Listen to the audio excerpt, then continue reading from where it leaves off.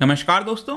I am sure कि कल आपने जब खबर सुनी होगी कि चाइना के फॉरेन मिनिस्टर न्यू दिल्ली में आए हैं तो एक काफ़ी सरप्राइजिंग था, क्योंकि जब तक वो न्यू दिल्ली में लैंड नहीं किए थे तब तक इसके बारे में किसी को भी नहीं पता था। लेकिन काफ़ी सीक्रेट तरीके से ये पूरा विजिट रखा गया। ये आप देख सकते हो, Chinese foreign minister make surprise trip to India first since 2020 clashes. तो यहाँ पर हम डिटेल से समझेंगे कि ये ट्रिप है क्या एग्जैक्टली, क्या मेन मकसद है चाइना का, क्या भारत इस पर विश्वास कर सकता है। काफी कुछ जानने को है, चलिए आगे बढ़ते हैं। लेकिन उसके पहले ध्यान रखिएगा, कोई भी कोर्स अगर आप परचेज करना चाहते हैं स्टडी IQ पर, चाहे यूपीएससी, जुडिशरी, बैंकिंग या फिर जनरल अवेयरनेस के लिए, अगर स्टॉक मार्केट का ही कोर्स क्यों ना हो, तो इसके लिए आप कोड इस्तेमाल कर सकते हैं अंकित 33, क्योंकि यहाँ पर आपको मैक्सिमम डिस्काउंट मिलता है। साथ ही साथ अगर आप MCQs अटेम्प्ट करना चाहते हैं तो मेरे इंस्टा पेज पर जा सकते हैं, वहां पर स्टोरीज में जितने भी MCQs हैं वो आप अटेम्प्ट कर पाएंगे। चलिए शुरुआत करते हैं। सबसे पहले हम देखते हैं एग्जैक्टली अभी हुआ क्या। देखिए, कल देर शाम को मैंने आपको बताया जो फॉरेन मिनिस्टर हैं चाइना के वांग यी,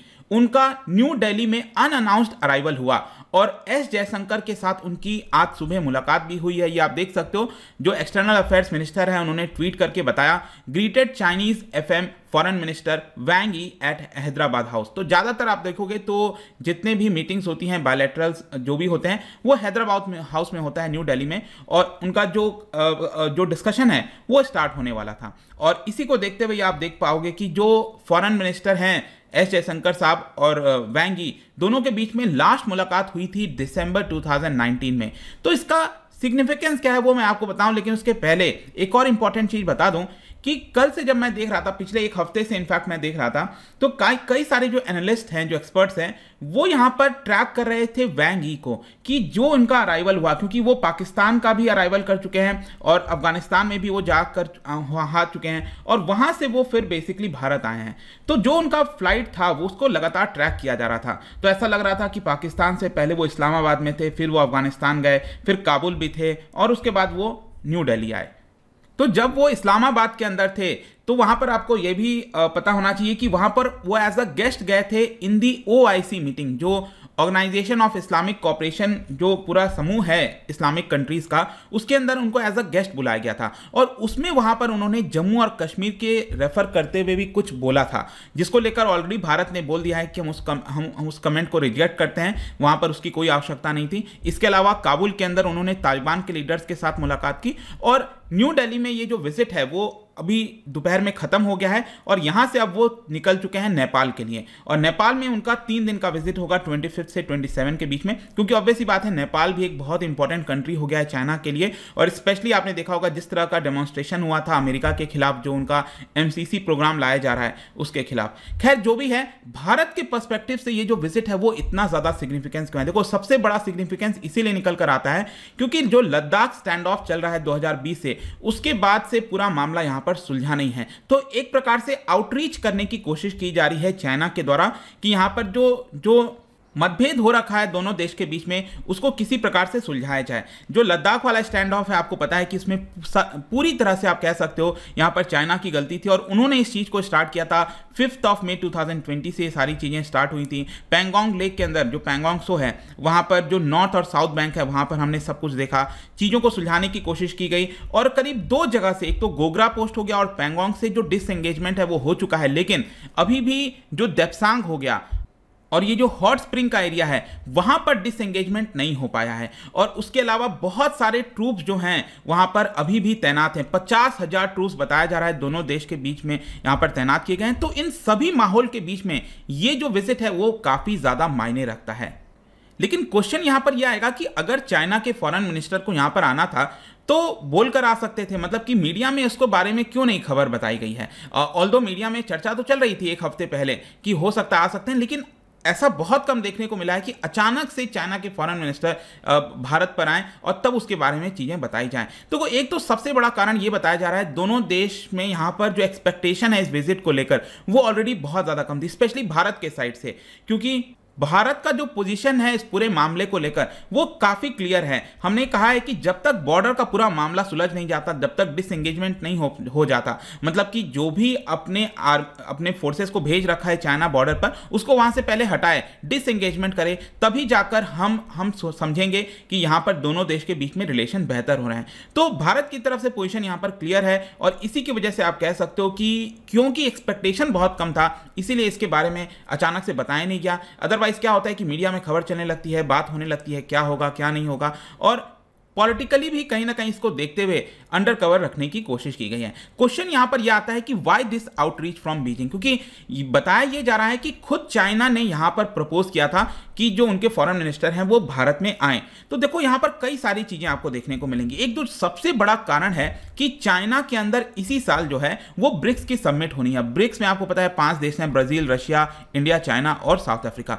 तो जहां पर भी इस तरह के समिट्स होते हैं वहां पर वो देश कोशिश करता है कि विश्व उन समूह में से जितने भी लीडर्स हैं वो उस देश के अंदर आए। तो यहां पर चाइना का कोशिश है कि ये जो ब्रिक्स समिट है वो फेल ना हो जाए, वहां पर किसी तरह की प्रॉब्लम ना हो। इसकी वजह से आप कह सकते हो कहीं ना कहीं ये बायलैटरल जो डायलॉग है वो चाइना करना चाहता है भारत के साथ, और इसकी वजह से उसने कई सारे डायलॉग्स को प्रपोज किया है, हाई लेवल विजिट्स को प्रपोज किया है। जैसे कि सबसे पहला विजिट ये जो फॉरेन मिनिस्टर का है उनका भारत आना हुआ। उसके बाद बताया जा रहा है कि हो सकता है कि जो हमारे एक्सटर्नल अफेयर्स मिनिस्टर हैं एस जयशंकर साहब, वो चाइना जा सकते हैं। इसके अलावा जो शी जिनपिंग के काफ़ी करीबी ऑफिशियल्स मेंबर हैं उनका फिर भारत आना होगा। और साथ ही साथ चाइना ने सजेस्ट किया है कि इंडिया चाइना सिविलाइजेशन डायलॉग, इसको दोनों देश के द्वारा स्टार्ट किया जा सकता है। साथ ही साथ India China trade and investment corporation forum बनाया जाए, इंडिया चाइना फिल्म फोरम बनाया जाए। इस तरह के कई सारे जो इनिशिएटिव हैं वो चाइना के द्वारा प्रपोज किए जा रहे हैं। और कहीं ना कहीं यहां पर जो ब्रिक्स समिट है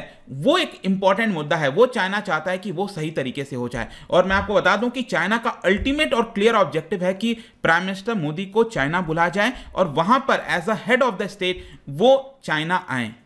और उसके अंदर याद रखिएगा कि जो रशिया के प्रेसिडेंट हैं व्लादिमीर पुतिन, वो भी उसके अंदर होंगे। और साथ ही साथ एक और यहां पर समिट है जो कि आपको पता होगा, RIC, Russia India China trilateral, तो ये भी इसी साल होना है। तो मोस्ट प्रोबेबली ये, और उसका भी चेयर कर रहा है चाइना। तो हो सकता है कि ये जो ब्रिक्स समिट है उसी के दौरान ही ये जो RIC समिट है वो भी करा लिया जाए। और कहीं ना कहीं रशिया ने प्रपोज भी किया था कि अगर भारत चाइना के बीच में जो भी प्रॉब्लम्स हैं उसको रिजॉल्व करने के लिए रशिया यहां पर मदद कर सकता है। लेकिन क्वेश्चन आपके मन में यह आना चाहिए कि क्या प्राइम मिनिस्टर मोदी इस सिचुएशन में है कि क्या वो चाइना जाएंगे। देखो करंट सर्कमस्टांसेस में देखोगे ना तो पॉलिटिकली ये बहुत ज्यादा डिफिकल्ट है, क्योंकि हमारा क्लियर पोजीशन है जब तक यहां पर बॉर्डर का जो प्रॉब्लम रिजॉल्व नहीं हो जाता तब तक कहीं ना कहीं यहां पर ऐसा काफी कम होगा। मतलब लग नहीं रहा है कि प्राइम मिनिस्टर मोदी वहां जाएंगे। हाँ, मे भी हो सकता है बॉर्डर प्रॉब्लम रिजॉल्व हो जाए अगले 1-2 महीने के अंदर, तो मे भी हो सकता है कि यहां पर उनके जाने की तैयारी बन जाए। लेकिन फेस टू फेस अगर आप देखोगे ना तो 2019 नवंबर में लास्ट टाइम ब्राजील के अंदर जब ब्रिक्स समिट हुआ था, वहां पर दोनों लीडर्स प्राइम मिनिस्टर मोदी और शी जिनपिंग आमने सामने आए थे। और अक्टूबर 2019 में वापस से, आपको याद होगा उसके पहले 1 महीने पहले, जब शी जिनपिंग को भारत बुलाया गया था और काफी बड़ा वेलकम हुआ था महाबलीपुरम वगैरह में, तो इस तरह की इनफॉर्मल समिट वगैरह हमने देखा था। लेकिन एक बहुत बड़ा सेटबैक हुआ था जब अगले 4-5 महीने के अंदर ही बॉर्डर पर गलवान में और फिर पैंगोंग त्सो में जो भी कुछ देखने को मिला, एक काफ़ी बड़ा शॉकिंग था कि इतना अच्छा से विजिट हुआ, चीज़ें लग रहा था बेहतर जाएंगी भारत और चाइना के बीच में, लेकिन वो नहीं हो पाया। लेकिन यहाँ पर एक इंपॉर्टेंट चीज़ मैं आपको ये बताता हूँ कि ऐसा ही सिचुएशन देखने को मिला था 2017 में। 2017 में आपको याद होगा डोकलाम का पूरा इशू चल रहा था, भूटान, भारत और जो है चाइना के बीच में। और कहीं ना कहीं भारत नहीं चाहता था कि वो डोकलाम प्लेट्यू पर आए चाइना, क्योंकि उसकी वजह से जो हमारा चिकन स्नैक है उसको प्रॉब्लम हो सकता था, नॉर्थ ईस्ट का जो खतरा है वो बढ़ सकता था। और वो जो प्रॉब्लम चल रहा था उसी साल क्या होना था, 2017 में भी ब्रिक्स समिट होना था और चाइना के अंदर सियामेन में, और वो बेसिकली अटेंड किया गया था प्राइम मिनिस्टर मोदी के द्वारा। और वो अटेंड करने का मेन कारण ये था कि उसके 2-2.5 महीने पहले ही ये जो डोकलाम का पूरा इशू है उसको रिजॉल्व करा लिया गया था। मतलब चाइना का जो ट्रूप्स है, चाइना की आर्मी है, वो पीछे चली गई थी, ठीक है। तो वो कहीं ना कहीं एक आपको झलक देखने को मिलेगा कि यहां पर हो सकता है कि शायद यहां पर भी जो चाइना ट्रूप्स है वो बॉर्डर से पीछे हट जाए और फिर प्राइम मिनिस्टर मोदी ये वाला ब्रिक्स समिट भी चाइना के अंदर अटेंड कर सकते हैं। लेकिन इसके अलावा एक और कॉम्प्लिकेशन ये भी आ सकता है इस बार, क्योंकि आपने देखा होगा कि रशिया के जो प्रेसिडेंट हैं व्लादिमीर पुतिन, उनके ऊपर कई सारा सैंक्शंस लगा हुआ है। रिसेंटली जब बताया गया कि इंडोनेशिया में जो G20 की समिट होगी उसमें पुतिन आ सकते हैं, इसको लेकर काफ़ी क्रिटिसाइज किया गया और यहाँ पर हो सकता है कि G20 के द्वारा पुतिन को बैन भी कर दिया जाए। जैसे कि पहले G8 हुआ करता था, उसमें बैन कर दिया गया, वो फोरम हो गया G7, राइट। तो मे भी हो सकता है शायद G20 में भी बैन कर दिया जाए अगर वो पुतिन जो है वो आने की कोशिश करते हैं इंडोनेशिया में। तो क्या भारत इस समय इस पोजीशन पर है कि जो प्राइम मिनिस्टर हैं हमारे नरेंद्र मोदी जी, क्या वो इस पोजीशन पे हैं कि इस समय वो जा सकते हैं चाइना विजिट पर? तो एक काफ़ी बड़ा मैसेज होगा। ऑल्दो आप देखोगे तो हमने काफ़ी न्यूट्रल पोजीशन लिया है इस समय यूनाइटेड नेशंस के अंदर जो भी वोटिंग वगैरह हो रही है, लेकिन ये काफ़ी बड़ा संकेत होगा और भारत के लिए भी काफ़ी कॉम्प्लिकेशन हो जाएगा, हमारे लिए डायलेमा हो जाएगा कि क्या वहाँ पर जाए ना जाए, क्योंकि हमें तो अल्टीमेटली यहाँ पर जो बॉर्डर का प्रॉब्लम है उसको सुलझाने की कोशिश करनी है। लेकिन हम ऐसा तो बोल नहीं सकते कि प्राइम मिनिस्टर मोदी चाइना जाएंगे लेकिन रशिया के प्रेसिडेंट वहाँ नहीं आ सकते, ये भी पॉसिबल नहीं है।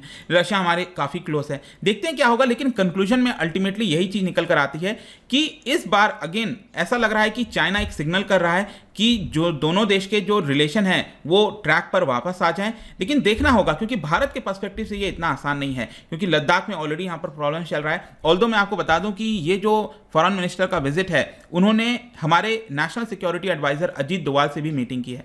तो मे भी हो सकता है कि शायद अगले 2-3 महीने में एक पॉजिटिव खबर आए और चीज़ें रिजॉल्व हो जाएं, लेकिन वो तो समय बताएगा। जाने से पहले यहाँ पर आपके लिए एक क्वेश्चन है काफ़ी इंटरेस्टिंग। चाइना की हम बात कर रहे हैं तो आपको पता है चाइना में मार्को पोलो का अराइवल हुआ था, ठीक है, 1266 में। क्या आप बता सकते हो जब मार्को पोलो चाइना पहुंचे थे तो उस समय कौन रूल कर रहा था चाइना को, ये आपको बताना है। इसका राइट आंसर आपको पता ही है, मेरे इंस्टाग्राम पर तो मिलेगा ही, वहां पर अगर आप नहीं हो कोई बात नहीं, टेलीग्राम से भी ले सकते हैं इसका सही उत्तर। मैं कई सारे जो MCQs हैं वो यहाँ पर स्टोरीज में डालता रहता हूँ। बाकी अगर आपको PDF चाहिए तो टेलीग्राम पर आइए, अलग अलग सोशल मीडिया पर भी आप जुड़ पाएंगे। साथ ही साथ UPSC या फिर किसी भी एग्जाम की तैयारी कर रहे हैं, सिंपली यूज दिस कोड क्योंकि यहाँ पर आपको मैक्सिमम डिस्काउंट मिलता है। आई होप कि वीडियो आपको पसंद आया होगा। मिलता हूँ आपसे next time, till then thank you very much, see you soon.